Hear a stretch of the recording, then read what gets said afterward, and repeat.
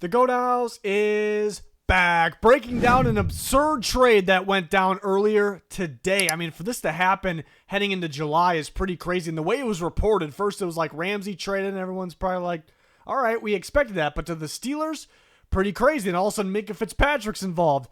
Pretty shocking. And then Jonnu Smith's involved and a couple draft picks. I'm excited to break this down. Let's do it. Let's break down what this trade means for the Pittsburgh Steelers, and then we'll do the Miami Dolphins. We'll include grades for both teams. What is coming into Pittsburgh? It's Jalen Ramsey, who is, right now not the best corner in football like he used to be, but still a very solid, reliable corner that potentially could play safety. We'll talk about that in a second, but the Steelers will be paying him $19.6 million this year. The Dolphins will pay $3 million of what Ramsey was owed, and the Steelers are giving him a $1.5 million raise on top of that. So $19.6 million, and he is under contract to 2028, but the Steelers obviously could decide to move on from him after this year.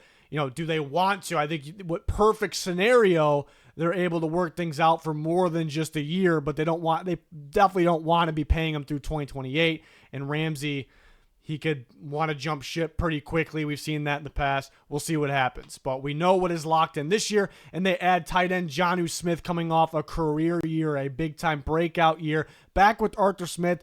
Arthur Smith coached him in Tennessee his early years, and then the Falcons, the later years for those guys with the Falcons.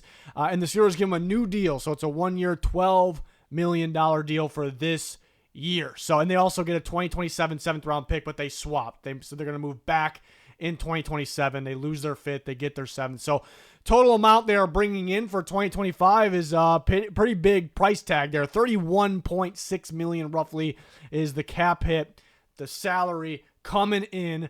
And what is going out is Minkah Fitzpatrick in his $15.5 million salary this year, but they will clear the $17.6 million in 2026 because he was under contract for more than just this year. But again, Ramsey also under contract in the future as well. We'll see how that plays out. And they do move on from that fifth-round pick, like we said. So they definitely spent more money this year, right now than what they sent away, around double. So that is pretty, it kind of tells us they're all in with, because Aaron Rodgers is going to play one more year. It was pretty obvious, and it's becoming more and more obvious.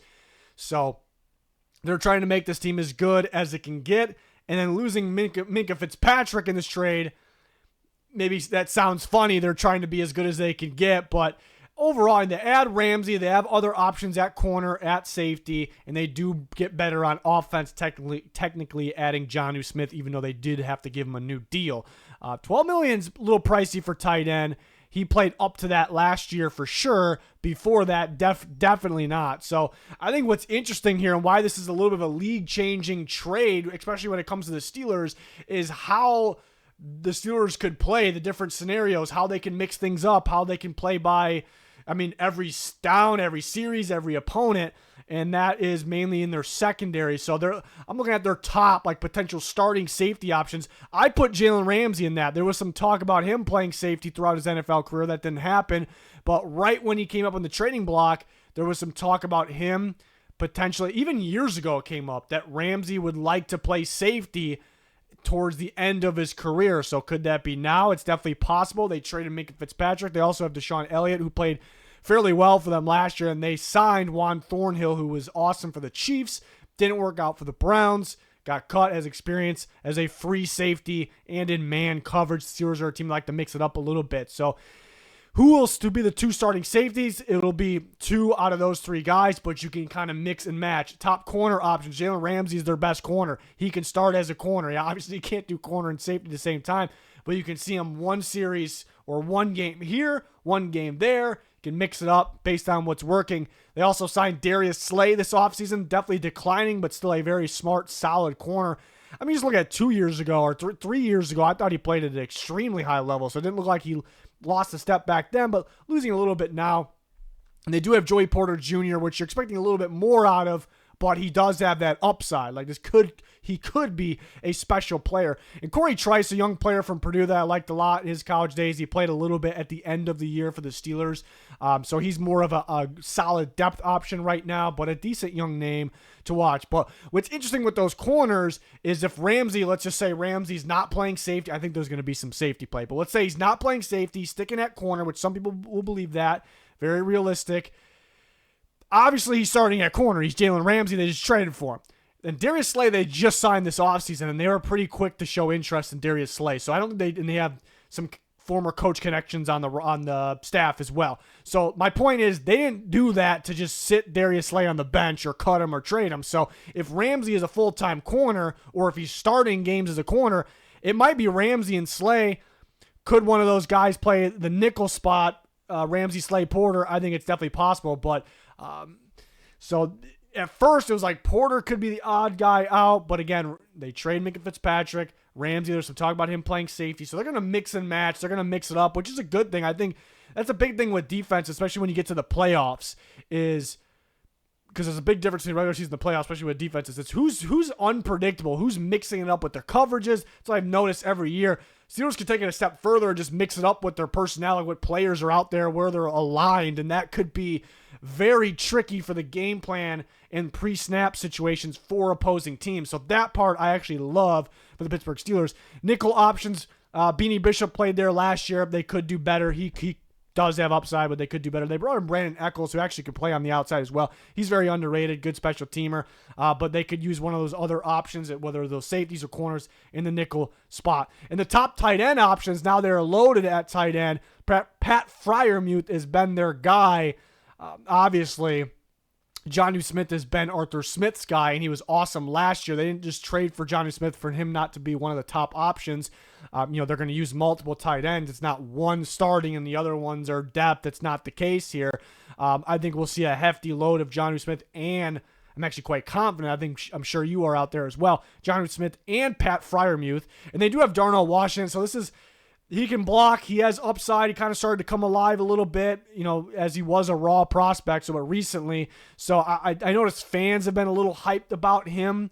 So it's a little bit of stock down for him for right now, but I didn't know if they're going to use two tight ends on the field at once. So that would mean your depth, your rotation guys, Darnell Washington, would be pretty big time rotation guys. So I'm sure we will still see Darnell Washington. So, yeah, spent a lot of money for 2025. 1-year deal for Jonnu Smith. They're kind of all in on Aaron Rodgers, but they do shed the future space of Fitzpatrick. They do have options at corner and safety. Are they going to desperately miss Fitzpatrick? He did decline a little bit looking at last year, mainly with his angles and the tackling, but still an experienced guy. But I do like the way they're able to mix it up and give all these different looks for teams. That could be big if they do make the playoffs once again. Could that make them an even better playoff team with that? And Aaron Rodgers is definitely possible. My grade for the Steelers is going to be a B- overall. Overall, I think that's pretty good. And it's a solid trade. It's a decent trade. You could say for 2025 they got better. I know they it's tough to say with Minkah Fitzpatrick how important he's been to the Steelers, him going out, but they bring in a legit corner that can replace Fitzpatrick or be the best corner they've had in some time. And they do have other options. Remember, they signed Juan Thornhill this offseason. They signed Darius Slay this offseason, Brandon Eccles as well. And they do bring in an offensive weapon. So that, even though losing Fitzpatrick's pretty tough, but that part of it, of them just getting better, maybe on both sides of the ball overall, looks pretty good. They do spend a lot of money here. They do spend a lot of money in 2025. They still have to extend TJ Watt, which I think they'll figure out something there. There's no way they go all in and then just ditch TJ Watt. It wouldn't make any sense at all. But I love the way they're going to be able to mix it up. It really can make a big impact. I mean, all those reasons, it's why it's still in a good grade range. The money, the draft pick, it's not a huge deal, but they lose when you're looking at the draft picks, I suppose, because you're going from the 7th round to the 5th round, and losing Fitzpatrick. But the way I look at Jonnu Smith really has been underwhelming until last year at the Miami Dolphins. The Miami Dolphins are in belief, we don't need to pay him. It's our system that's what they're saying right now. And logic actually sides towards them, just looking at their history, mainly Jonnu Smith's past. So what if and we've seen him play under Arthur Smith. He was pretty promising for the Titans, early in his career, pretty promising, nothing crazy. And then kind of tailed off a little bit, played for Arthur Smith again with the Falcons. A weapon, he's going to be a weapon, but which Jonnu Smith are we going to get? And is it a rental? They're going to have to renegotiate after this year. And Jalen Ramsey, even though he's under contract to 2028, This could easily end up being a 1-year deal or a 2-year deal very, very easily. So it just kind of feels like an all-in for right now, while removing Minkah Fitzpatrick, and Jonnu Smith's a little bit of a wild card. Which Jonnu Smith? So the way I put it like that, you almost want to grade it lower than a B-. But if you put it like that, while adding the fact that they went down in terms of their draft pick and they're spending so much money and they're relying a lot on Aaron Rodgers here. But again, what I like is they get weapons on both sides of the ball. They shed Fitzpatrick's salary in the future, but mainly how they're able to mix things up and how unique, I suppose, that maybe they just keep it simple and Jalen Ramsey continues to be a corner and then Darius Slay starts opposite him and everyone's like, who's playing a slot? Is Joey Porter Jr. going to be out there? And they just roll with Elliott and Thornhill at safety. They'll be fine if they do that. It just wouldn't be as sexy, right? It wouldn't be as appealing. So there's always with these trades, there's some good and there's some bad. There's nothing awful here. There's nothing, oh my God, wow, this is... I think Steelers fans are in the same boat. They're maybe a little sad to see Fitzpatrick go, but I know he wasn't the same player as he once was. You can say that about Ramsey. Jonnu Smith lately has been his best, but will we get the... A lot rides on that. If Jonnu Smith kind of goes back to playing how he was, a $12 million deal and this trade on top of two things, it's going to look kind of bad. You know, it might, at least you're not locked in long term. So that's where I'm at with the Steelers. I'm excited, though. I'm very excited to see how they line up week 1 and then going forward after that. So it's something to be excited about. The Miami Dolphins, we just broke it down with the Steelers. What's in, what's out. They get Minkah Fitzpatrick, a former star safety, but still experienced captain, could play at a pretty high level. That's going to cost them $15.5 million this year. He's under contract in 2026. We'll see if they hang on to him. I'd imagine they would. They get a 5th-round pick. So they get bumped up from the 7th to the 5th in 2027. So they're bringing in a total of $15.5 million. What's out? Jalen Ramsey. That was going to happen no matter what. $18.1 million. How do you get that number? Well, the Miami Dolphins agreed to pay just $3 million of his salary this year, which is pretty good for the Dolphins. They were eventually going to have to... They didn't want to pay, but they're going to have to pay something, and $3 million is a pretty low number. And then remember, the Steelers also, after the fact, gave Jalen Ramsey a $1.5 million raise. So that has nothing to do with the Dolphins. There's the Dolphins free $18.1 million. Jonnu Smith, interesting one, because technically they free $4.09 million this year. And remember, they free more in the future with Jalen Ramsey as well. He's under contract through 2028. But why I say it's interesting for Jonnu Smith, $4.09 million, but it feels like there's a hidden number because he wasn't going to play under that. They were going to have to give him money for this year based on how he played last year. He wanted $12 million. The Steelers gave it to him. So they kind of free, in a way, more space. Technically, that's the number, but they don't have to pay that extra amount there. And we talked about the draft picks. They got the better end of that. And so what is out is more than what is in. And again, there's almost, and I like to put the hidden number of not spending more on Jonnu Smith. Yes, it's tough because Jonnu Smith was a legit weapon for you last year. And right now you're missing that. And that's why it's pretty damn interesting because you look at every position minus safety, it doesn't look that great right now, but again, the way I look at it, as everyone looks at it, Jalen Ramsey was gone. They were splitting up for sure. They freed the space on that. And in terms of tight ends, they feel that they could find a replacement, and they didn't want to spend $12 million on a tight end. So they freed that space, and they're already in talks about trading for a tight end. There's actually a lot of big names and decent names that have been available. So they could make a move there and ultimately end up saving money still, and they can sign a free agent corner because there are some decent ones out there still, and they have a little extra money to be able to do that. But they are going to need another corner. They are going to need another tight end. I wonder how the undrafted rookie Jalen Connors could do. I thought he was a beast at Texas Tech. I wonder if that could be a sneaky guy for them. Because, again, they feel like it's the system. Somebody could step up. But safety is looking much, much better. Maybe a little battle to who's going to start next to Fitzpatrick. Probably Melifonwu could be. You're going to see Ashton Davis play as well, or vice versa. But Fitzpatrick, even if he isn't technically in his prime right now, it is a major upgrade for the Miami Dolphins. And my grade for the Dolphins is going to be an A-. So I do like this for Miami. And if you're looking at the roster today, like right now, maybe you don't agree because technically they're worse at corner and they are worse at tight end. And they did give up Jonnu Smith, who just had a pretty good year for them. But the way I look at it, I mean, there's multiple things here. I keep saying the Dolphins feel like they don't want to pay a tight end because they feel it's their system, it's not the player. And logic sides with them right now because Jonnu Smith was very underwhelming before the Dolphins. Like he was only good and pretty good with the Dolphins, so they feel like they can bring someone in for way under $12 million what he wanted, save the money on him, help themselves in terms of getting Fitzpatrick and helping themselves in the 2027 draft, and then trade for another one. So this my grade is kind of contingent with them adding another tight end and corner, but they're going to do that. And they cleared the space. Again, they made money out of this, and again, there's like a hidden number with Jonnu Smith.